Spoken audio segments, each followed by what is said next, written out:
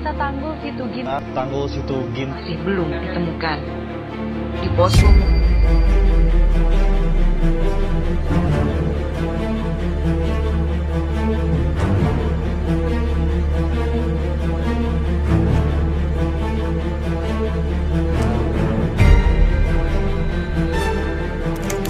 menyelamatkan hewan yang bertahan hidup saat tanggul jebol sama pentingnya dengan menyelamatkan manusia. Muhammad Tahir dan Rudi Utomo melaporkan dari Ciputat, Tangerang, Banten. Assalamualaikum warahmatullahi wabarakatuh. Balik lagi bareng gue Irsal di segmen Asupan Sebelum Tidur. Nah, pada segmen kali ini gue akan menceritakan sebuah tragedi di daerah Situgintung. Bagaimanakah kisah selanjutnya? Mari kita saksikan. Tapi sebelum itu, mari kita intro dulu.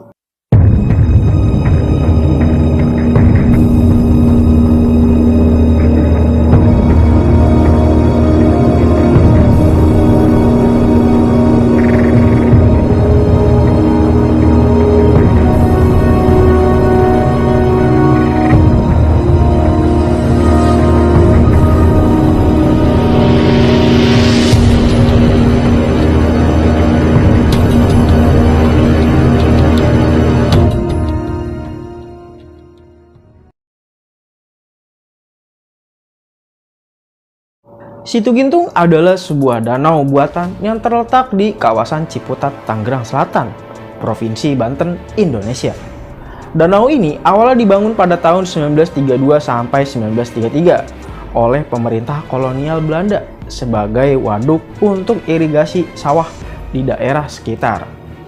Situgintung memiliki luas sekitar 21 hektar. Wow, terbilang cukup luas ya.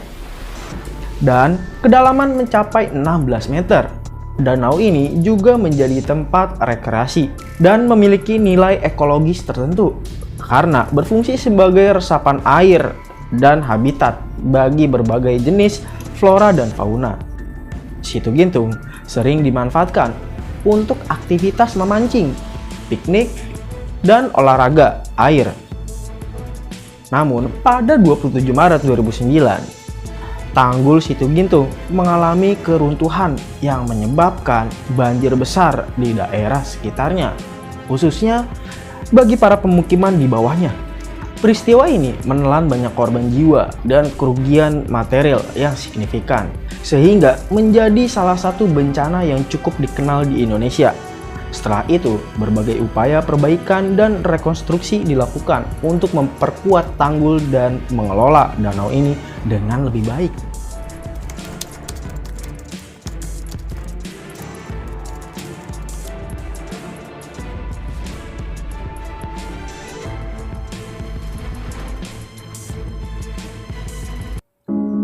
Maret 2009, tepatnya pada malam hari, hujan deras melanda wilayah tersebut selama beberapa jam.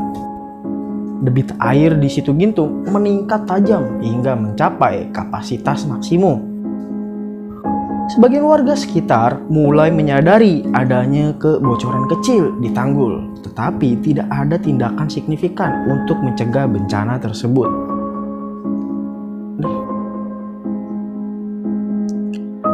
Lalu, pada dini hari, sekitar pukul 2 pagi, Tanggul Situgintung mulai menunjukkan tanda-tanda kritis dengan retakan yang semakin melebar. Pada pukul 4 subuh, tanggul jebol total, menyebabkan aliran air deras setinggi 2-3 meter menerjang pemukiman di bawahnya.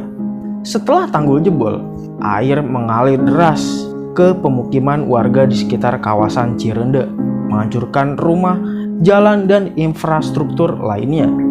Ratusan rumah terendam atau hanyut akibat deras air. Dari dampak bencana ini, banyak korban jiwa. Sekitar 100 orang meninggal dunia. Puluhan lainnya luka-luka. Dan banyak yang kehilangan tempat tinggal. Kerugian material adalah kerugian yang terbesar pada infrastruktur, rumah, dan harta benda.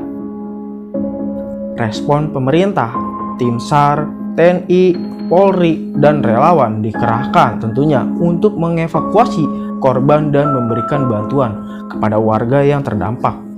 Penyebab utamanya sendiri adalah struktur tanggul yang sudah tua dan kurangnya perawatan. Curah hujan tinggi yang menyebabkan tekanan air melebihi kapasitas tanggul. Peningkatan jumlah penduduk dan aktivitas di sekitar situ yang memperparah kerusakan lingkungan. Peristiwa ini tentu menjadi pelajaran penting tentang perawatan infrastruktur, mitigasi bencana, dan pengelolaan lingkungan secara berkelanjutan.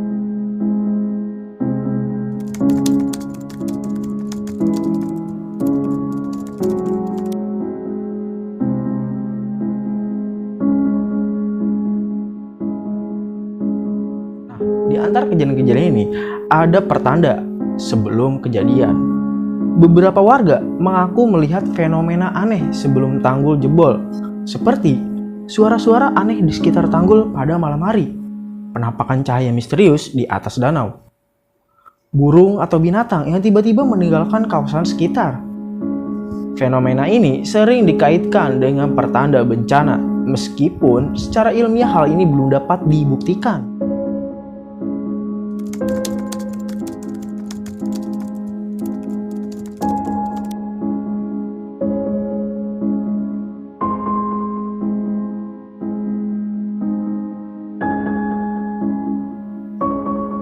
Ada juga yang bilang kalau ada kutukan dan keangkeran di Situ Gintung. Ada yang percaya bahwa jebol tanggul Situ Gintung adalah bentuk kutukan atau akibat dari gangguan terhadap kawasan yang dianggap angker. Mitos ini lantas berkembang karena Situ Gintung diyakini memiliki hubungan spiritual dengan makhluk gaib yang menjaga tempat tersebut. Kisah lama yang mengatakan bahwa danau ini adalah tempat sakral pada masa lalu.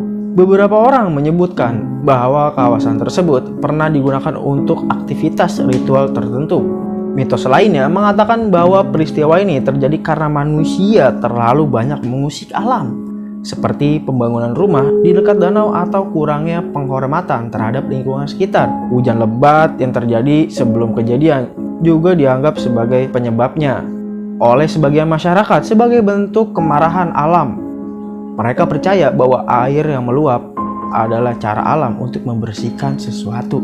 Ada juga sejumlah warga yang percaya bahwa Situ Gintung memiliki penunggu berupa makhluk gaib seperti ular besar yang dipercaya sebagai penjaga danau. Sosok perempuan misterius yang konon sering muncul di sekitar tanggul pada malam hari. Setelah tanggul jebol, beberapa relawan melaporkan pengalaman aneh seperti mendengar suara tangisan atau panggilan dari arah danau. Padahal tidak ada orang sama sekali.